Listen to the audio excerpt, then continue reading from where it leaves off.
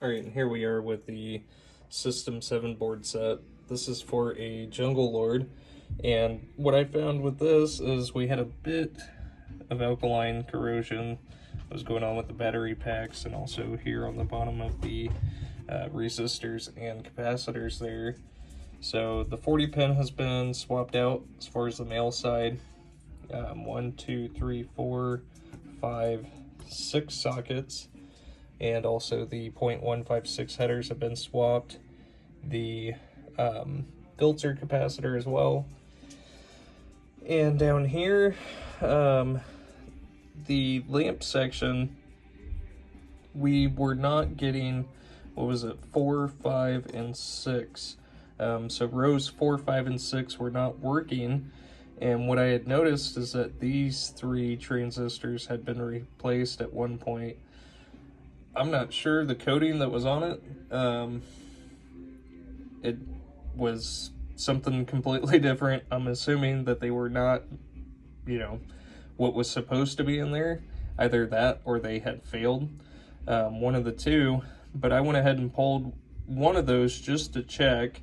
And I threw in a TIP 31C, which is the replacement for the 2N6122, I believe it is. And it brought, the fourth row back. So I was like, okay, let's go ahead and swap the other two that had been replaced at one point before with this foreign numbering on it. And that went ahead and fixed rows 5 and 6 as well. So those are all taken care of. Let's see, we've got a new filter capacitor here on the driver board, and then also the 0.156 headers, the blinking indicator, and then also this driver board did not come out of a System 7.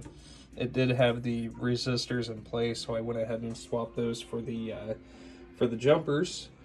And we'll go ahead and get this one powered up. And so we've got high score to date in last game played.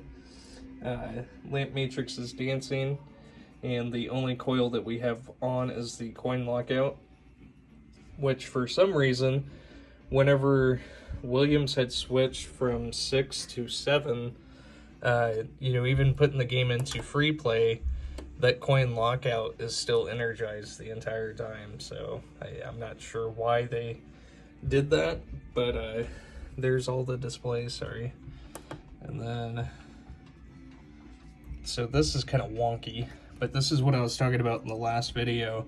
So I had to extend it up because the board will not fit in between those two connectors.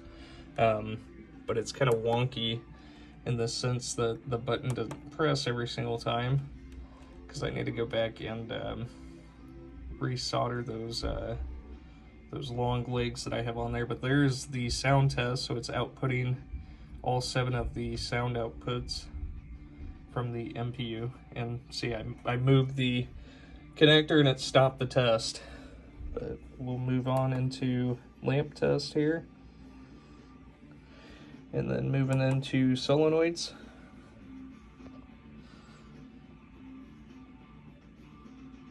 And these all go in order here as far as the layout of the board. And like I said, coil 16 is a coin lockout.